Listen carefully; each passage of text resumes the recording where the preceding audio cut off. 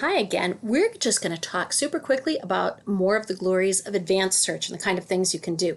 So you can see I've got a nice little search laid out here with two different versions of extraterrestrial life. Now you notice that both are in quotation marks, right? We just talked about why that was good. Searches for it as a phrase, right? Why the two different spellings? Well, because there are two different spellings that people use, right?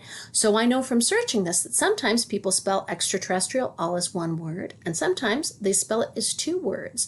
So if you know that sometimes people use differently spelled words or similar ideas and you aren't getting very many results, you can really expand your results by searching for both at the same time. I've got this set to and, so it will search both at the same time. So we'll just search this. And I'm going to scroll down. I'm going to pick this one. And I'm going to talk to you about subject headings. So up until now, we have just been talking about keyword searches. Keyword is just any word that has to do with an article or a book or whatever.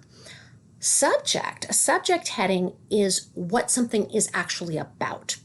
And a librarian has gone through, librarians go through and they assign subject headings to various books or articles or whatever, and they say this is about this thing. And then if you search using those exact words, we call it controlled vocabulary, you will find everything else that has been tagged the same way by other librarians elsewhere, right? So here, oh look, there's extraterrestrial life right there. That's a subject heading, right? If I did that, I would get narrower results. Or if I click on, oh, life on other planets, great. So now it will do a subject heading for that exact search. See, it says subject is exact, life on other planets, right?